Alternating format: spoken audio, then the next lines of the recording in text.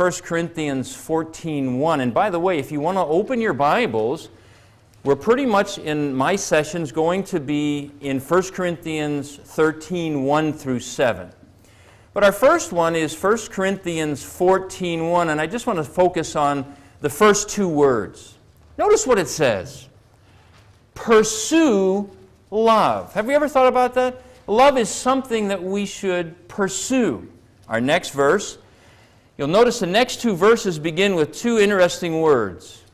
Above all. I've heard one man said, you know what above all means in the Greek? It means above all. Above all these things, put on love. And then the next one, above all, keep loving one another earnestly. I heard one commentator say what this means is keep love at a boiling point. You see a pot boiling on the stove and its steam's coming out. That's the idea. Keep love at a boiling point in your life. Now, we all agree that the Bible is a book of love. That famous verse, John 3:16, for God so loved the world. I never tire of hearing that story. There's also verses in the Bible that says that we should love the Lord our God with all our heart, soul, and mind. And what's the next one? And love our neighbors as ourselves. That's going to be the focus today, is as leaders. Some of you are elders, pastors, spiritual leaders. Some of you are going to be in the years to come. And these sessions are going to be focusing on our love for one another because it doesn't come natural. By nature, let's face it, we are self-centered. We love ourselves. And that's why these verses tell us, hey, pursue love. And so we're going to be focusing on this. Now, why is this topic so important for elders? Well, think about it for a minute. If we are ministering to people, if we're spiritual leaders in our churches, I ask you, what kind of business are we in? We're in the people business. Now, this is a no-brainer. If we are in the people business, we must love people. Isn't that true? We're in the people business. We're not building cars. We're not building computers. We work with people. And if we're going to work with people, I think you'd all agree, we must love people. Now, why is this so important to God? You're all familiar with the passage in Ephesians 5 where it says, husbands, love your wives as Christ loved the church and gave himself for her. Now, there's another verse that I want to quote here before we go on to link with this one. And it's that one in Acts 20:28. You know how Paul says to the Ephesians elders, shepherd the church of God which is among you. And then it goes on, and there's that last phrase. I want you to think about this. That last phrase says, which he, God, purchased with his own blood. Two verses that talk about Christ giving his life to purchase the church, Christ, God, giving his life, shedding his blood for the church. Now, why do I mention this? It was divine blood that was shed to purchase the church of God. And here's my point.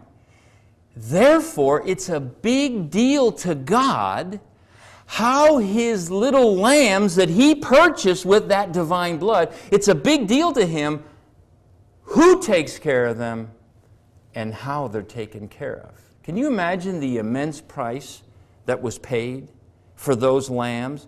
You know, we all have children. Remember when our children were young, we were very careful picking the babysitters. We didn't just go willy-nilly and let any babysitter come out. We thought about it. Who are they? Who are their parents? What kind of people they are? Well, it's a big deal to God. Who takes care of his little lambs? Brothers, that's our job. We are under shepherds. He has given us this great privilege, and I assure you, it is a big deal to him how and who takes care of them and how they're taken care of. Wouldn't you agree with me? I think so. So God doesn't want them roughed up. He doesn't want us driving the sheep. He doesn't want us to neglect them or be bullying them. As leaders, we must remember this. You know, we talk about shepherding, and you picture the shepherd out in the field with the sheep, and he's got that rod, that crook. Keep this in mind. That rod is for the wolf or the bear. never for the sheep. The shepherd leads the sheep gently out front. That piece of wood he has in his hand, that's reserved for other kinds of animals, the bear, the lion, the sheep. Never for the sheep.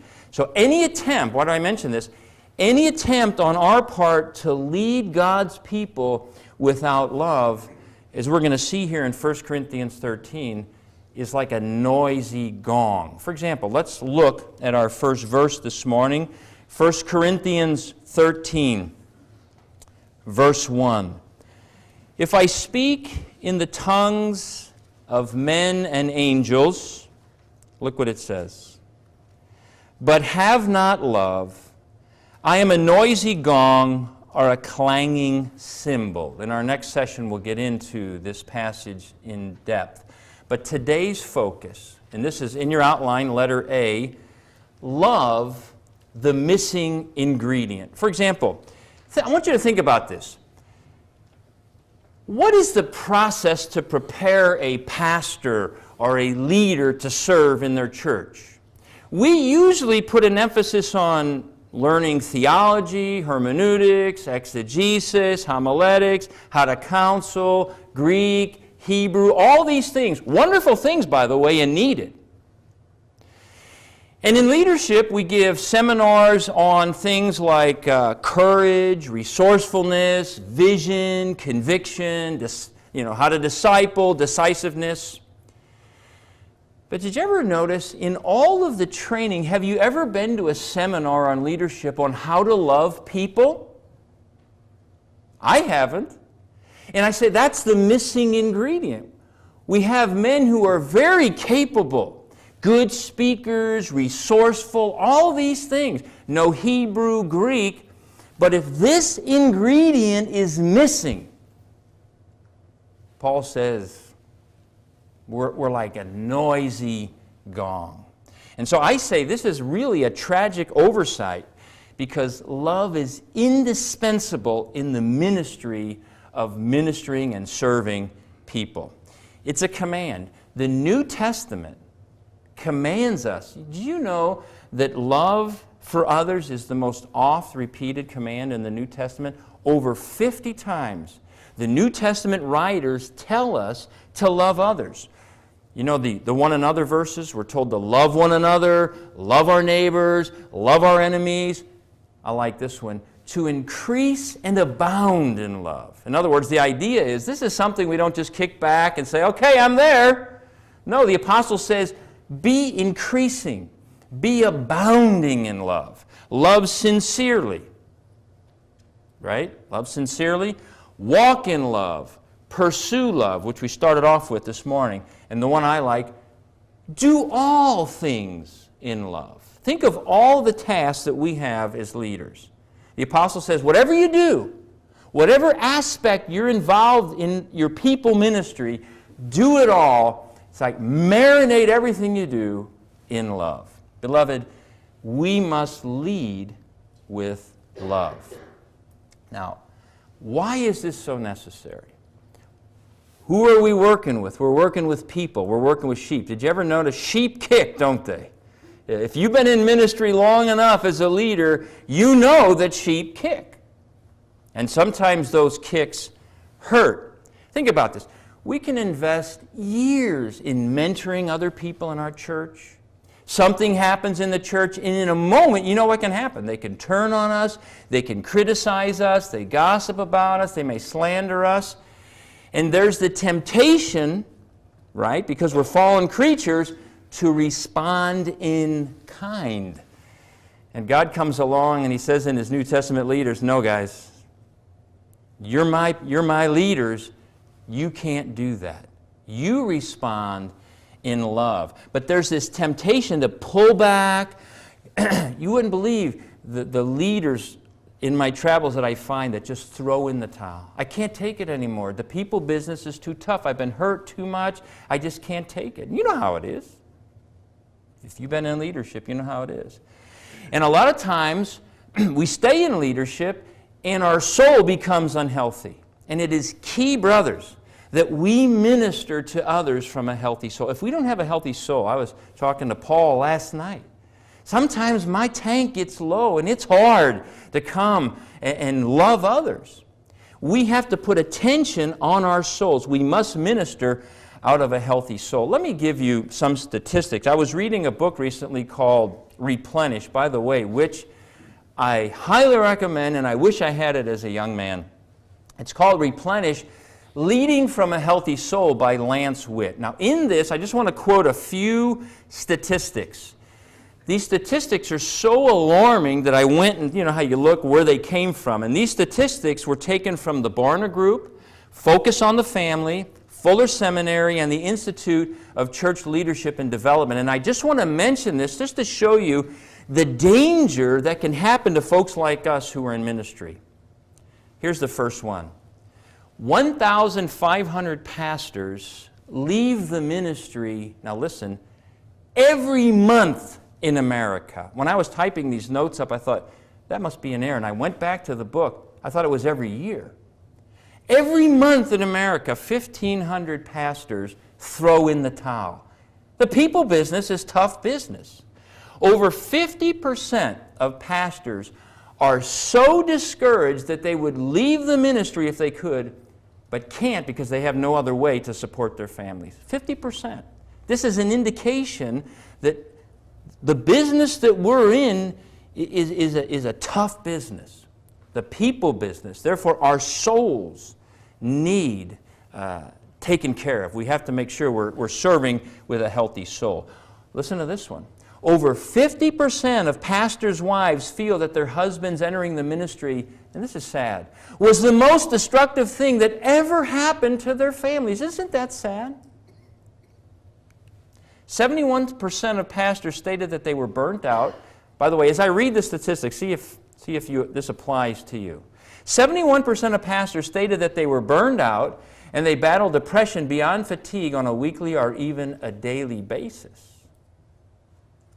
You know how this is. You pour your life into somebody, and then they go off and live in the world or fall into sin or turn on you or don't grow. It's tough business. And our final one, and this is sad, only 1 out of 10 ministers will retire as a minister. Now, why do I mention these statistics? Because the ministry that we're in has pitfalls. And if we're not paying attention to our souls, it's going to be very difficult to love others and lead with love. But this is the key. We must lead with love. So ask ourselves, how is the condition of our soul today? How is our private world? Does it correspond to our public image? So serving in the people business can be very difficult. Now, let me encourage you today. I want to do this really quick. Whatever you're struggling with, and you say, well, I'm not struggling. Well, I say there's 2 kinds of people in the world, those that struggle and those that lie about struggle. All of us have struggles, right? Whatever you're struggling with, brothers, don't think about throwing in the towel on people. Whatever you're struggling with, God can use that struggle to make you a better person. So we think, oh, I'm struggling, I'm not fit, I should retire, I'm going to throw in the towel. No, no, no, no. God has a plan for your life. He can use that struggle. God is not in the business of using people who have it all figured out. You know why? There are no people like that. Nobody has it figured out. He's not taken back by or surprised by our depravity. He knows all about it, doesn't it? And He comes right to us and He ministers to us right in our struggles. So, beloved, giving up on people is not an option. From Jesus' standpoint, there's one thing, only one thing on planet Earth that really matters. And you know what it is? People. And that is our business.